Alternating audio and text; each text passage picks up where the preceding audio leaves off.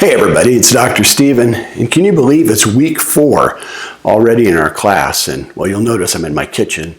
More about that in just a moment. So, a couple housekeeping things. First, I hope you were able to get your reflection paper in. I've already been reading and grading a number of them, and I think a few of you might have had some difficulty getting it in. Please reach out to me. As I said before, I'm a grace guy. I want everyone to succeed. And quite honestly, if you need a few extra days, please reach out to me. I would rather you turn it in late, and maybe we have to take a few points off because it's late, but that's a far better grade than not turning one in. So please communicate with me. Let's make this work, okay? This week, we've got our readings in both the Grudem text and my friend Glenn Powell's book. And along with that, I've got one more video of an interview. It's the third interview with Glenn. Didn't you enjoy the second interview about the study Bibles? That was just great. This week, in the third interview, he deals with community engagement of the Bible and how to bring Bible reading together with other people. And I think you're going to be really fascinated by it. He talks about a reader's edition of the Bible, which some of you have already referenced in our discussion posts. So I think you're going to enjoy it. And maybe the Lord might even be leading you to kind of reach out and start something like this in your own church or faith community. And I would be excited to hear how that works for you. Okay, so today we're reflecting on those issues that the Grudem text readings this week will deal with, which are the reliability of the Old and New Testament manuscripts. By manuscripts, we mean those original documents, probably on papyrus or sheepskin or something like that. You know, you've seen pictures of them and what have you. And we always talk about the original manuscripts, but I have to tell you something, and I'm always amazed that a lot of folks don't know this. No original manuscripts of the Bible exist. And we don't know when the last ones did exist. We simply don't know. So all we have ever had for hundreds and hundreds of years are copies of manuscripts. And you'll hear people talk about the earliest manuscripts and the King James Version being the most accurate because it's based on the oldest complete manuscript of the Old and New Testament scriptures. Well, I'd like to graciously push back on that just a little bit. And I don't think it's an issue with anybody. The King James is great. But I want to explain just a little bit about that. The King James is based on a collection of Old and New Testament manuscripts that were complete, and it's called the Textus Receptus, which is Latin for the received text.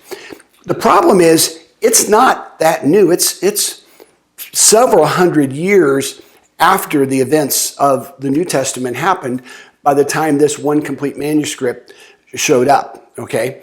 And since the King James was published in 1611, so in over 400 years, there have been not just thousands. I think the New Testament alone, there are 26 or 27,000 fragments and large and medium-sized portions of manuscripts of the New Testament. Then in the 1940s, that amazing discovery of the Dead Sea Scrolls came about, where those documents, those manuscripts were found in those clay urns deep in that cave in the Middle East by a little shepherd boy. It took them decades to safely get them out and not destroy them. And an enormous amount of work went in. I have to tell you, I of course wasn't alive during that time, but from what I have read and scholars have said was that there were a lot of nervous theologians wondering if these much older Old Testament manuscripts would agree or be consistent with what we currently had at that time as we would read our New Testament. What they found was an amazing correlation. It was, the consistency was remarkable. And so something else happened with the discovery of the Dead Sea Scrolls, and that is the science of how to collect and piece together ancient manuscripts really developed.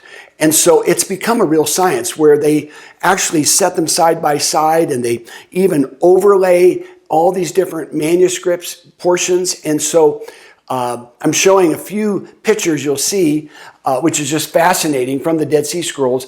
The one I have to laugh at is this picture with a guy dedicated and looking at these thousands years old manuscripts with a cigarette hanging out of his mouth. What if it would have fallen? But that was probably in the early 1950s, and I guess they didn't worry about those kinds of things. Well, I want to do a demonstration today that I think will just help you understand how reliable these collections of fragments really is. So bear with me. I'm going to get a few things, and we're going to do a little show and tell. Okay, so my kitchen has now been transformed into a ancient Bible manuscript library and laboratory, really. And so we're going to have a little experiment. And so I've got here some very ancient pieces and fragments. They look a lot like wax paper, but we'll just pretend that they're papyrus and they're about 2,000 years old.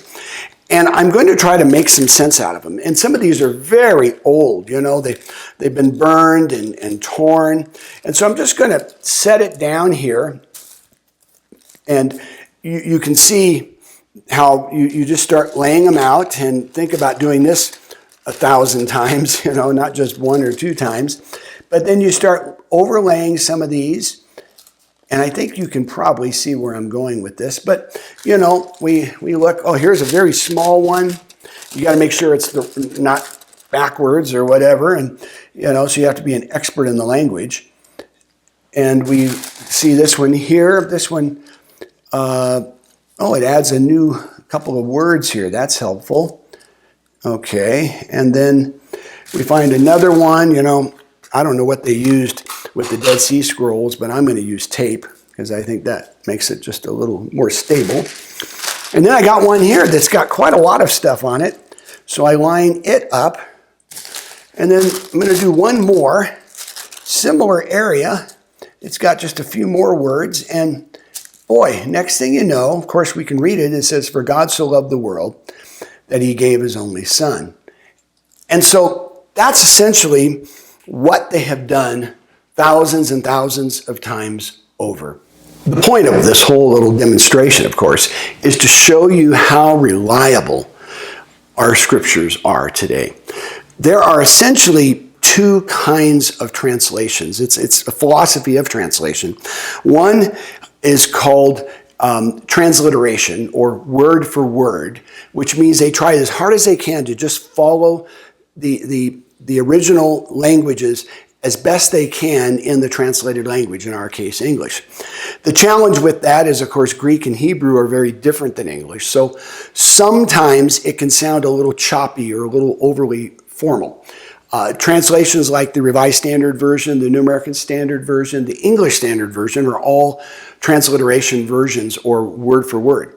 The other theory or philosophy of translating is what's called dynamic equivalence, or thought for thought translations. That's the New International Version, the New Living Translation, and some of those, where they're really trying to make sure that the original message is understood in the dynamic context of the culture and the language today in which it's being translated. What I recommend for students, and I have for years, is when you're studying the Bible. Now, that's different than reading, just as Glenn Powell's been talking. Remember, he said, read first, study second, which is wonderful advice. But when you are studying, I would have one of each. I would have a good transliteration or word for word translation. I use the English Standard Version, the ESV, but there are other great ones. And one really good thought for thought. The New Living Translation is very good. The Common English Bible, the NIV is a classic. That's a thought for thought translation. And you can throw in the King James. You're welcome to. If you like 1611 Old English, great. I think the King James is wonderful for things like the Psalms in particular. But that gives you a more full understanding of the scripture itself. Now, I want to just talk very briefly at the very end here, just about why you can trust these folks. I know a few Bible scholars that have been part of translations. I actually have a couple of friends who were part of the New International Version Translation Committee and still serve on that. And I know someone who was on the editorial committee for the translation of the English Standard Version, the ESV translation.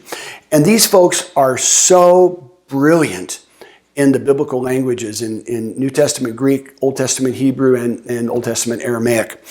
I'm not a scholar like that. Now, I've got a couple books here, and I'll just open one up and show you. This is my Hebrew text.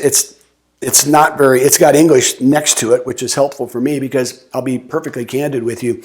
Hebrew and I didn't get along real well. And in seminary, I had to take a certain number of credit hours in biblical languages, but I only took 4 credit hours, 1 class in Hebrew, and I took 12 graduate credit hours in Greek, a whole year. Every Tuesday night, including summer, for an entire year, for 3 hours, I was studying Greek. This is my Greek text, and the one I used all through seminary, and as you can see, it's just all Greek. But these scholars are truly experts, and you can trust those translations. You really, really can. So I hope this has been helpful. I hope you know you can trust the Bible, and I look forward to seeing you guys in the discussion posts.